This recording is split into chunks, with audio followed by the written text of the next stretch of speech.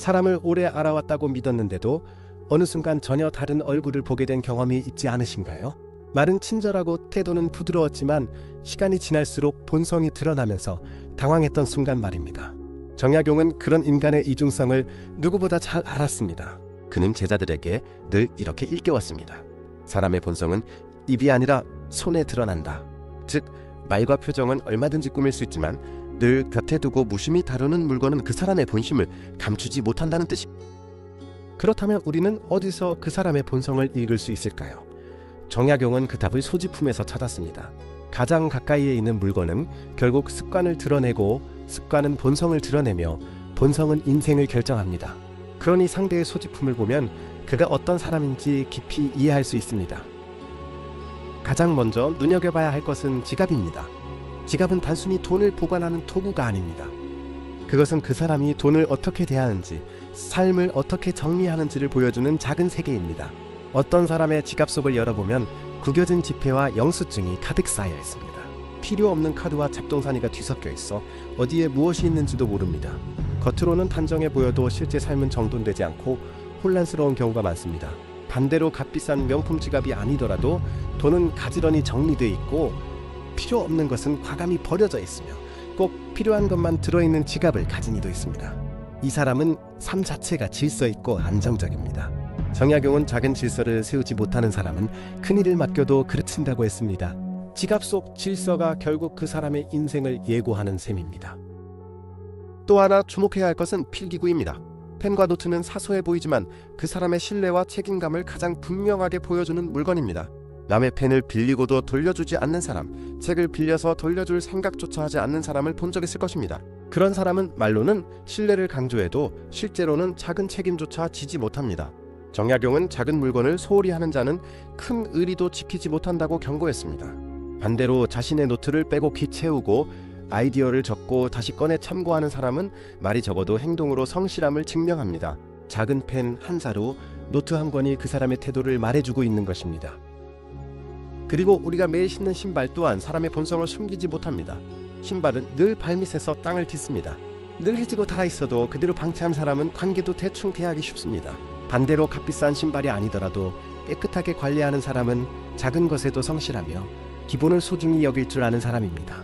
정약용은 신을 아끼는 자는 땅을 소중히 여기고 땅을 소중히 여기는 자는 결국 사람을 존중한다고 말했습니다. 발밑부터 정성을 다하는 태도가 결국 사람을 대하는 태도와 연결된다는 뜻입니다.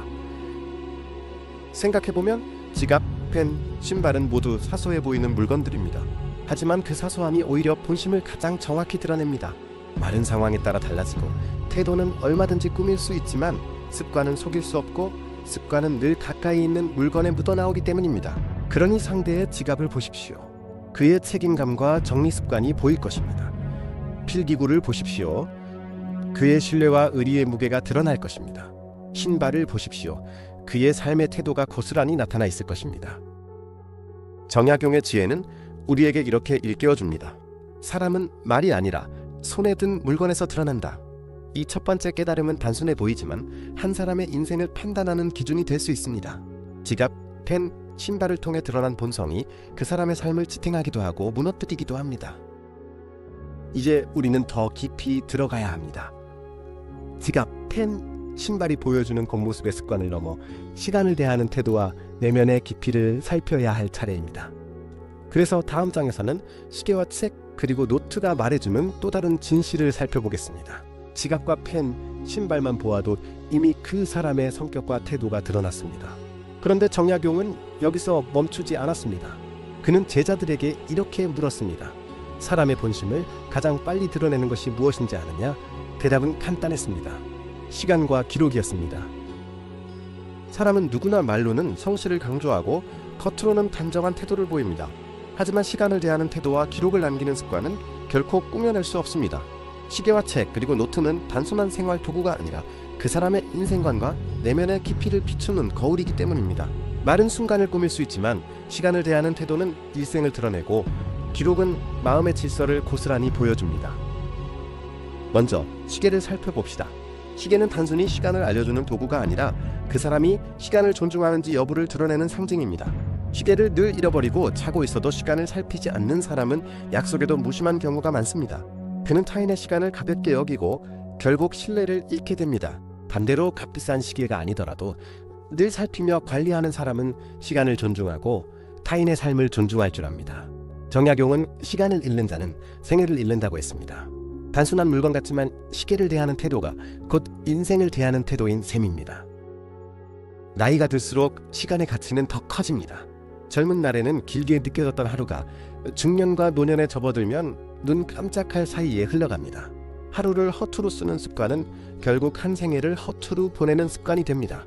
혹시 당신도 누군가와의 약속에 늦어 미안했던 경험이 있지 않습니까? 또는 시간을 지키지 않는 사람 때문에 하루 전체가 엉망이 된 적은 없습니까? 시계를 다루는 습관은 단순히 시간을 지키는 문제를 넘어 상대를 존중하는 태도이자 자기 자신을 존중하는 태도입니다. 정약용은 제자들에게 늘 시간을 흘려보내는 것은 스스로 목숨을 깎아내리는 것과 같다고 가르쳤습니다. 그는 자신부터 새벽마다 일어나 글을 쓰고 기록을 남겼습니다. 이 습관이 쌓여 결국 수천 권에 달하는 저작으로 이어졌습니다. 시계와 기록은 그의 삶 전체를 지탱한 뼈대였던 것입니다. 이제 책과 노트를 보겠습니다. 책은 단순한 종이가 아니라 그 사람의 생각이 닿는 범위와 깊이를 보여줍니다. 책이 많지만 먼지만 쌓여 있다면 그의 내면은 깊이가 부족할 수 있습니다.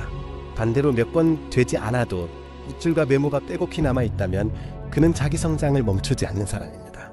정약용은 책장은 덮으면 책은 행실로 드러난다고 했습니다. 읽고 기록한 내용은 결국 삶으로 나타난다는 것입니다. 노트도 마찬가지입니다. 어떤 사람은 노트를 수십 권 쌓아두지만 정리되지 않은 낙서뿐입니다. 그러나 또 다른 이는 몇 권 안 되더라도 차분히 정리된 글과 메모로 가득 채워져 있습니다. 이 차이는 단순한 기록 방식이 아니라 사고와 삶의 태도 자체를 말해줍니다. 혹시 당신은 어떤 사람입니까? 책을 곁에 두지만 끝까지 읽지 못하고 방치합니까?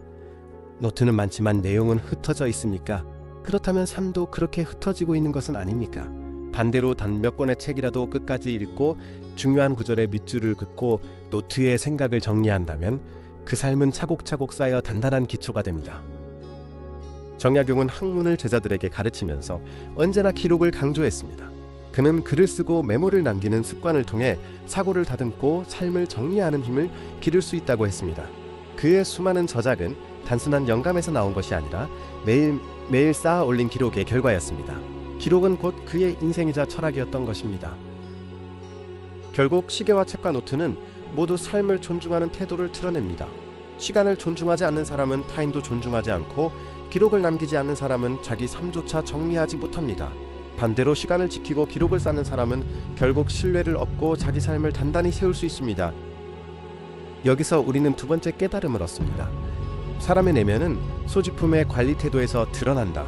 시계를 대하는 태도는 시간을 존중하는 태도이며 책과 노트를 대하는 태도는 삶을 성찰하는 태도입니다.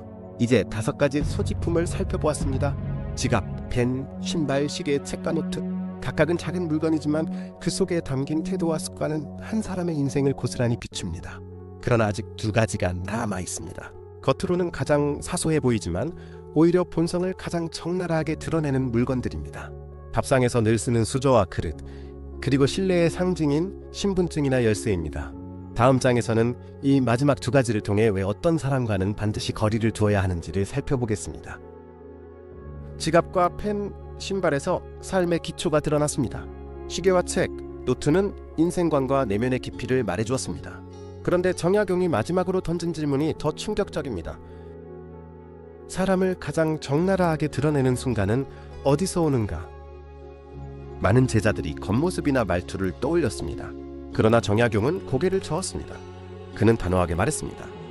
사람은 밥상과 신뢰에서 드러난다. 그 답은 뜻밖에도 너무나 평범한 2가지 물건이었습니다. 식탁 위에 수저와 그릇, 그리고 누구나 주머니 속에 넣고 다니는 신분증과 열쇠. 정약용은 이 2가지를 통해 한 사람이 타인을 어떻게 대하는지, 신뢰를 끝까지 지킬 수 있는 사람인지 단번에 알 수 있다고 했습니다. 식탁은 인간관계의 무대입니다. 겉으로는 점잖아도 밥상 앞에서는 본심이 숨기지 못하고 튀어나옵니다. 남보다 먼저 수저를 들고 자기만 챙기는 사람, 음식을 함부로 남기고 그릇을 더럽히는 사람, 남의 몫을 배려하지 않는 사람. 이런 태도는 결국 인간관계에서도 반복됩니다. 타인을 존중하지 않고 자기 중심적으로 행동하는 본성이 그대로 드러나는 것입니다. 반대로 수저 하나도 정갈이 두고 음식을 아껴 담으며 함께하는 사람의 몫을 챙기는 이는 관계에서도 믿음을 주고 존중을 실천하는 사람입니다. 정약용은 먹는 것을 함부로 하는 자는 사람의 마음도 가볍게 여긴다고 했습니다. 하루 3번 평생 반복되는 밥상에서의 습관이 결국 일생의 인격을 보여준다는 뜻입니다. 혹시 당신은 식사 자리에서 늘 남의 몫을 신경 쓰지 않고 자기만 먼저 챙기는 일을 본 적 있습니까? 그 행동이 바로 그 사람의 인생을 말해주고 있는 것입니다. 그리고 마지막으로 신분증과 열쇠. 이 물건들은 단순한 도구가 아닙니다. 신분증은 존재를 증명하는 상징이고 열쇠는 약속과 책임을 상징합니다. 그런데 이런 물건을 자주 잃어버리고 허둥대는 사람은 작은 책임조차 다루지 못하는 경우가 많습니다. 작은 것을 지키지 못하는 이가 큰 신뢰를 끝까지 지켜낼 수는 없습니다. 정약용은 작은 약속을 소홀히 하는 자는 큰 일도 망친다고 경고했습니다. 신분증을 소중히 관리하는 태도, 열쇠를 제자리에 두는 습관은 단순한 생활 습관이 아니라 신뢰의 무게를 보여주는 척도입니다.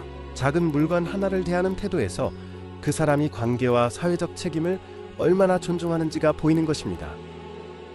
생각해 보십시오. 지갑은 질서를, 펜은 신뢰를, 신발은 태도를 말해줬습니다. 시계는 시간을, 책과 노트는 내면의 깊이를 드러냈습니다. 그리고 마지막으로 수저와 그릇은 관계에서의 본심을, 신분증과 열쇠는 신뢰의 무게를 보여주었습니다. 7가지 소지품이 완성되었을 때 우리는 한 사람의 본성을 거의 그대로 읽을 수 있습니다. 이제 마지막 질문이 남습니다. 만약 이 7가지에서 믿을 수 없는 본성이 드러난 사람이라면 어떻게 해야 할까요? 우리는 종종 이렇게 말합니다. 그래도 오래된 인연인데 어떻게 끊겠어? 가족인데, 친구인데 그냥 참고 지내야지. 그러나 정약용은 단호했습니다. 악은 가까이 두면 전염된다. 수 없는 자와는 인연을 맺지 말라. 무너뜨리는 말과 행동을 반복하는 인연은 붙잡을수록 상처만 남습니다. 잘못된 것을 끊어내는 것이야말로 지혜이고 자기 보호입니다. 정주영 역시 무시와 조롱을 일삼는 사람을 설득하려 하지 않았습니다. 다만 묵묵히 거리를 두고 행동으로만 자신을 증명했습니다. 시간이 지나자 그를 무시하던 이들은 더 이상 말할 수 없었고 그의 성취 앞에서 침묵할 수밖에 없었습니다. 마지막 깨달음은 분명합니다. 사람을 알기 어렵거든 그가 가까이 두는 물건을 보라. 소지품은 거짓말을 하지 않습니다. 그리고 믿을 수 없는 본성을 드러내는 사람과는 단호히 거리를 두라. 그것이 내 삶을 지키고 새로운 길을 여는 출발점이다. 지금까지 우리는 정약용의 지혜를 따라 7가지 소지품을 살펴보았습니다. 지갑은 질서를, 펜은 신뢰를, 신발은 삶의 태도를 보여주었습니다. 시계는 시간을 존중하는 마음을, 책과 노트는 내면의 깊이를 드러냈습니다. 그리고 마지막으로 수저와 그릇은 관계에서의 본심을, 신분증과 열쇠는 신뢰의 무게를 보여주었습니다. 여기서 우리는 2번째 깨달음을 얻습니다. 사람의 내면은 소지품의 관리 태도에서 드러난다. 시계를 대하는 태도는 시간을 존중하는 태도이며 책과 노트를 대하는 태도는 삶을 성찰하는 태도입니다. 이 7가지는 단순한 물건이 아닙니다. 그것은 곧 습관이고 습관은 본성을 드러냅니다. 본성은 결국 그 사람의 인생을 결정합니다. 정약용은 사람은 말이 아니라 손에 쥔 물건에서 드러난다고 했습니다. 말은 순간을 꾸밀 수 있지만 습관은 결코 속일 수 없기 때문입니다. 이 지혜는 오늘 우리의 삶에도 깊이 다가옵니다. 나이가 들수록 우리는 관계와 신뢰의 무게를 더 절실히 느낍니다. 가족 안에서, 친구 사이에서, 직장과 사회 속에서 누구와 함께 할 것인가가 삶의 질을 좌우합니다. 그때 기준이 필요합니다. 바로 정약용이 일러준 소지품의 잣대입니다. 상대가 어떤 지갑을 쓰는지, 어떤 책을 곁에 두는지, 밥상에서 어떻게 행동하는지를 유심히 살펴보십시오. 그것이 그 사람의 본심을 말해줄 것입니다. 그러나 여기서 더 중요한 것은 우리 자신입니다. 남을 판단하기 전에 내 지갑은 정돈되어 있는가, 내 펜과 노트는 성실히 쓰이고 있는가, 내 신발은 발밑의 태도를 보여주고 있는가 돌아보아야 합니다. 내가 시간을 존중하고 기록을 남기고 있는지, 내가 식탁에서 타인을 배려하는지, 내가 작은 신뢰를 지키고 있는지 묻는 것입니다. 남을 보는 눈은 곧 나를 돌아보는 거울이기 때문입니다. 정약용의 마지막 가르침은 단순했습니다. 믿을 수 없는 본성을 드러내는 사람과는 거리를 두라. 그것이 내 삶을 지키는 첫걸음이다. 동시에 내 습관과 소지품을 단정해야 하라. 그것이 남이 나를 만드는 힘이다. 오늘 이야기를 끝까지 들으신 여러분, 이제 7가지 소지품을 떠올리며 주변을 바라보시기 바랍니다. 그리고 스스로에게 물어보십시오. 나는 믿음을 주는 삶을 살고 있는가? 이 질문이 당신의 노후를 단단하게 지켜줄 출발점이 될 것입니다. 이 영상이 도움이 되었다면 구독과 좋아요로 함께해 주십시오. 여러분의 소중한 경험과 생각을 댓글에 남겨주시면 더 깊은 이야기를 나누는 데 큰 힘이 될 것입니다. 우리의 삶은 함께 배우고 깨닫는 과정 속에서 더욱 풍요로워집니다.